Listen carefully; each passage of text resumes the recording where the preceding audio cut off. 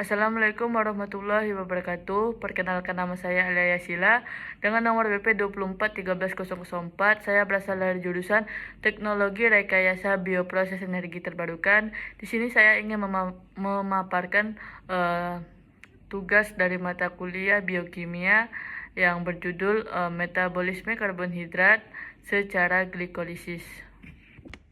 Apa itu glikolisis? Glikolisis adalah jalur metabolisme utama dalam sel untuk memecah glukosa menjadi pirufat. Proses ini berlangsung di sitoplasma, bersifat anaerob atau tidak memerlukan oksigen, dan terjadi pada hampir semua jenis sel baik prokaryotik maupun eukaryotik.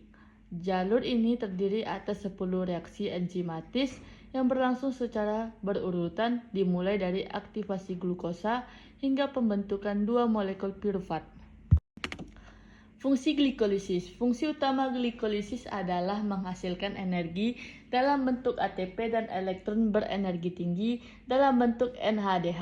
ATP hasil glikolisis penting untuk berbagai aktivitas sel seperti kontraksi otot, transport zat melalui membran, dan biosintesis molekul lain. NADH dapat digunakan lebih lanjut dalam respirasi sel untuk menghasilkan ATP tambahan melalui rantai transport elektron dalam kondisi aerob.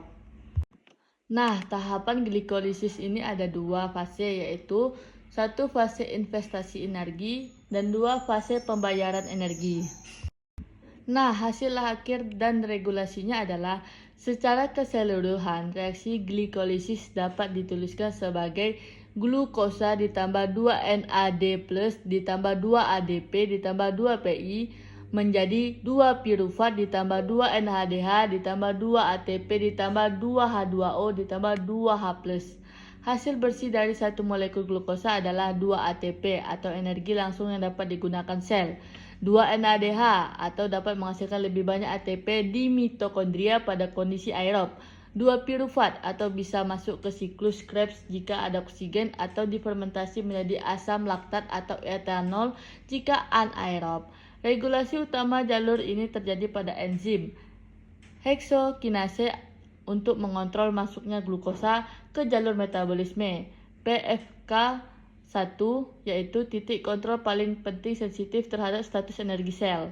Nah, pirufat kinase mengatur pembentukan pirufat dan ATP tahap akhir. Dengan adanya regulasi ini, glikolisis dapat beradaptasi sesuai kebutuhan energi dan ketersediaan nutrien.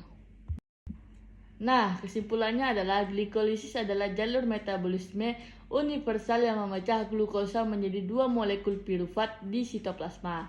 Proses ini terdiri dari 10 reaksi enzimatis dan terbagi menjadi 2 fase, yaitu fase investasi energi yang membutuhkan 2 ATP dan fase pembayaran energi yang menghasilkan 4 ATP dan 2 NADH. Energi bersih yang diperoleh adalah 2 ATP dan 2 NADH per molekul glukosa. Produk akhir berupa pirufat menjadi titik percabangan masuk ke siklus Krebs dalam kondisi aerob atau jalur fermentasi dalam kondisi anaerob. Nah, regulasi jalur terjadi pada enzim heksokinase dan pirufat kinase. Glikolisis berperan penting sebagai sumber energi cepat dan sebagai penghubung metabolisme karbohidrat, lemak, dan protein.